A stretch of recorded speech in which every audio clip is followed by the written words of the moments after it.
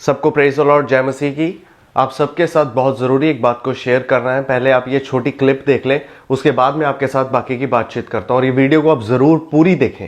पंजाब में एक बहुत बड़ी समस्या है धर्म परिवर्तन।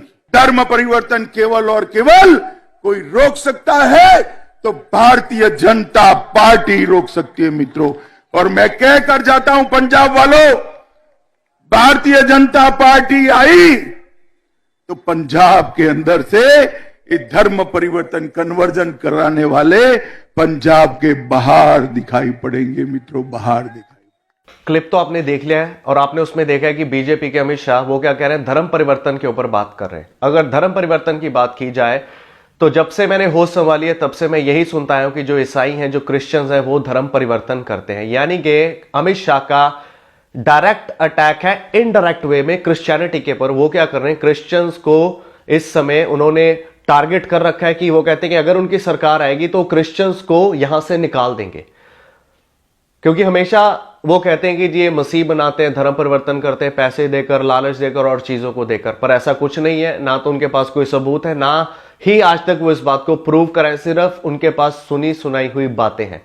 तो बीजेपी ये लॉ लेके आने वाली है पंजाब में अगर उनकी सरकार बनती है। और दूसरी तरफ आम आदमी पार्टी को देखा जाए तो केजरीवाल जी भी कह रहे हैं कि हम एंटी कन्वर्जन लॉ लेकर आएंगे, पर वो बंदा प्ले सेफ चल रहा है। और साथ में उसने ये भी कह दिया कि हाँ, हम इसे किसी को इस लॉ को गलत इस्तेमाल करने नहीं देंगे।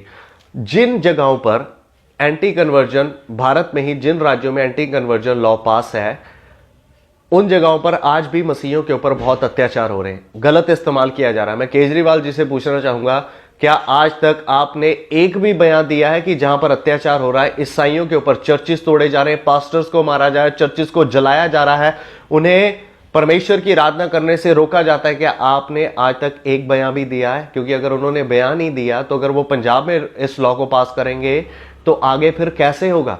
आगे वो कैसे मसीहत के पक्ष में खड़े होंगे? सॉरी, वो भी अपनी राजनीति चमकाना चाहते हैं। और ये भी क्या है, राजनीति जब इलेक्शंस है तो ये धर्म के नाम पर क्या है, वोट मांग रहे हैं और इनका एजेंडा है ये आपस में लड़वाना चाहते हैं।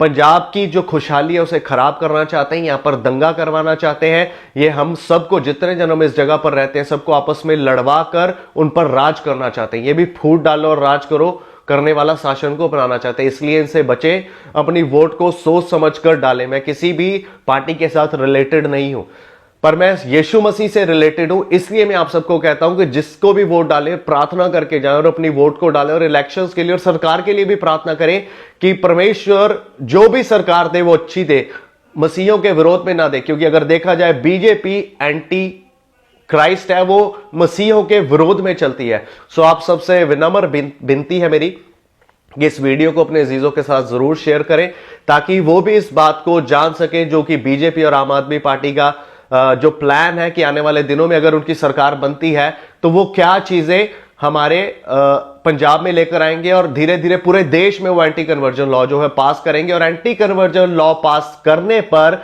वो क्या करेंगे, मसीहों पर अत्याचार करेंगे, फिर बाद में ये स्कूल, कॉलेजेस, हॉस्पिटल बंद करवा देंगे, क्योंकि ये चाहेंगे, क्योंकि बीजेपी ये कहती है कि जी हम चाहते हैं कि जी पूरा हिंदू राष्ट्र हो। जब इंडिया है, यहां पर संविधान कहता है कि हम जिसे चाहे उसे मान सकते हैं, हम जिसे चाहे उसकी वर्शिप कर सकते हैं। तो ये क्रिश्चियंस को ही क्यों टारगेट कर रहे हैं? बार बार देखा जाए तो ये टारगेट कर रहे हैं। इसलिए अपनी वोट बड़ी सोच समझकर डालें। तो खुदा बाप आप सबको आशीष दे, बरकत दे जी। God bless you all. Thank you so much.